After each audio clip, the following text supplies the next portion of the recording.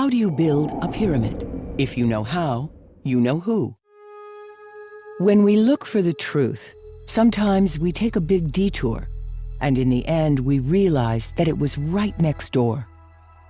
Instead of looking to the heavens, staring at the stars and imagining aliens, we just had to look down, right under our feet, on the ground. This is what Joseph Davidovits did, a largely overlooked mineralogist and Egyptologist. In fact, it is a matter of chemistry and minerals. Here is a simple wooden mold. We mix flaky limestone with white clay called kaolin. Caustic soda is dissolved in water. We mix everything together with a little water. This gives a kind of paste. We pour it into the mold. A few hours later, the paste begins to harden. The minerals bind together thanks to the chemical reaction, which after 30 days gives a real white stone, hard as the covering stones of the pyramid. It is the first concrete of humanity. Today, concrete is a common material, ordinary, but at that time this mixture was noble and expensive. Sodium carbonate comes from natron, a region of Egypt, hence the symbol in chemistry of sodium Na for natron. Burnt lime is made by heating limestone. When you mix the burnt lime with the sodium carbonate, caustic soda is produced. Kaolin clay is naturally present in limestone in Egypt. This clay limestone is abundant. There are millions of cubic meters. The components are mixed with water and poured into wooden molds. This is how the Egyptians made all the stones.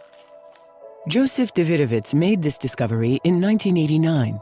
At the time, he assumed that the stones were molded and poured on site and not cut.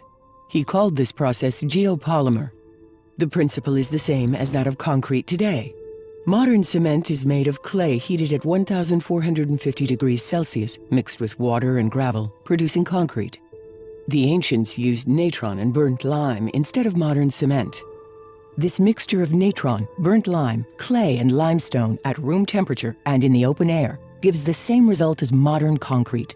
This is geopolymer concrete. The proof is everywhere, in thousands of examples. The rhomboid pyramid seems to come out of a mold. The quality of the concrete is excellent.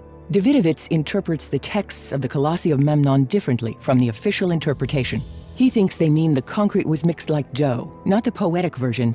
They were made like bread, full of love. Indeed, the material is a very complex chemical mixture of siliceous paste. Joseph Davidovits' theory was refuted and relegated to the background for lack of scientific evidence. Years later, he brought the evidence with chemical analyses. Even with very detailed analyses, the chemical difference between a poured stone, artificial, and a natural stone is almost imperceptible. The result is the same, and it is for this reason that geologists saw nothing. He continued the debate, but Egyptologists are still not convinced, or rather, they don't want to be convinced. In 2006, the Egyptian government made an official statement: the stones are not concrete. Case officially closed. But a simple statement cannot physically transform the pyramid from concrete to cut stones.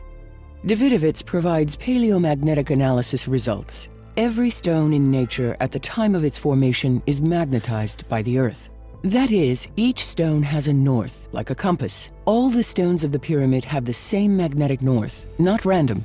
These are chemical analyses carried out under a microscope by Davidovits. Evidence, but they are not enough to convince the public. Do we have other, more convincing evidence apart from chemical and X-ray analyses?